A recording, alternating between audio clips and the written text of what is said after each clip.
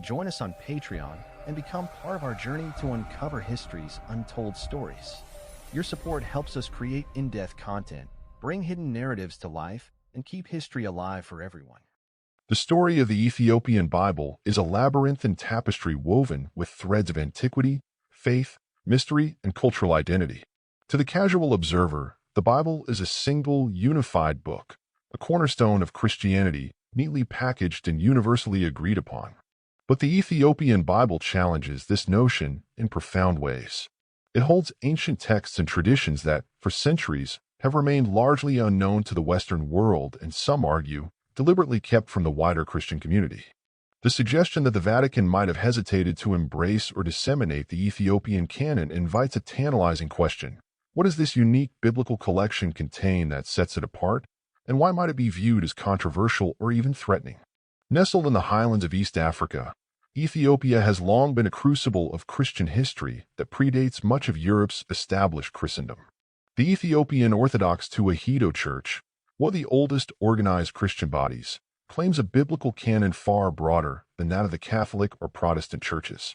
The Ethiopian Bible includes books that are regarded as apocryphal or non-canonical elsewhere, texts like the Book of Enoch, Jubilees, and the Paralipomena of Jeremiah, all rich in mystical visions, angelology, and alternative histories of biblical figures. These books are not merely sidelined or dismissed by the mainstream Christian tradition. They are treasured components of Ethiopian faith and identity, shaping liturgy, theology, and worldview. Historically, the divergence in biblical canons traces back to the early centuries of Christianity, a time when diverse Christian communities wrestled with which texts were truly inspired. While the early church councils in Europe helped to solidify the New Testament canon, these decisions were not universally binding, especially in geographically and culturally distant communities like Ethiopia. The Ethiopian canon, deeply influenced by the Septuagint, the Greek translation of the Hebrew Bible, and other ancient sources, preserves writings excluded from the Western canon. This includes a fascinating blend of Old Testament pseudepigrapha, early Christian writings, and indigenous religious lore, all intertwined with the Ethiopian Church's long-standing claim to the Ark of the Covenant, said to reside in the Church of Our Lady Mary of Zion in Axum. The Vatican's historic stance toward the Ethiopian Bible must be understood within the broader context of ecclesiastical authority and doctrinal uniformity. The Catholic Church, centered in Rome, has traditionally promoted a standardized biblical canon as a means of maintaining theological coherence and ecclesiastical control.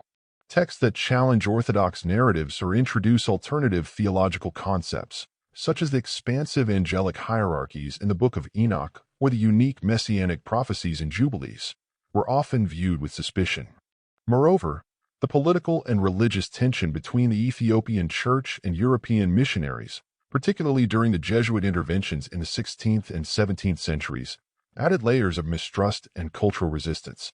One cannot overlook the role of colonial and Eurocentric perspectives that framed many African religious traditions as other or heretical.